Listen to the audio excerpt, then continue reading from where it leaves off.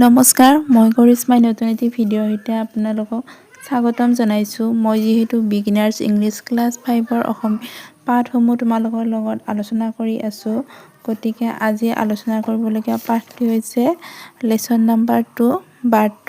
এই পাঠটিৰ অসমীয়া কবিতাটিৰ অসমীয়া অৰ্থ তোমালোকৰ লগত আজি আলোচনা কৰিম। ইয়াতে কি কৈছে, let's find out what the two birds Robin and Joy are talking about। তলত কি কৈছে, ৰবিন আৰু জয় নামৰ দুটা চৰাই কথোপকথন দিয়া আছে। কবিতাটো পঢ়িলে আমি তেওঁলোকে কি কথা পাতিছে চৰাই দুজনীয়ে সেয়া জানিব পাৰিম। কবিতাটি মনোযোগ দি শুনি যাবা। বাৰ্তক চৰাই কথোপকথন। Thing said the robin, thing said the joy, sitting in the garden talking one day। এদিনাখন এখন বাগিচাৰ ৰবিন আৰু জয় নামৰ দুটা চৰাইয়ে বহি আছিল আৰু সিহঁতে কৈছিল, ৰবিনে কৈছিল ভাবাচোন আৰু জয়ে কৈছিল ভাবাচোন। Next, think about people the way they grow', they do not have features at all you know'. মানুহৰ বিষয়ে ভাবাচোন, সিহঁত কেনেকৈ ডাঙৰ হয়।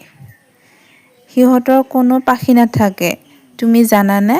Next, they do not eat beetles, they do not grow wings, they do not like sitting on wires and things। মানুহে গোবৰুৱা নাখায়, তেওঁলোকৰ ডেউকাও নাথাকে বা নোলায়, তেওঁলোকে বহিবলৈ ভাল নাপায়। কিহত বহিবলৈ ভাল নাপায়, তাৰ বা বস্তুত। নেক্সট কৈছে, thing said the robin, thing said the joy, are not people funny to be that way। ৰবিনে কৈছিল ভাবাচোন,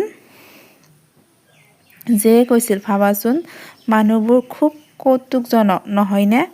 এনেকৈয়ে ৰবিন আৰু জয়ৰ মাজত মানুহৰ বিষয়ে কথোপকথন হৈছিল।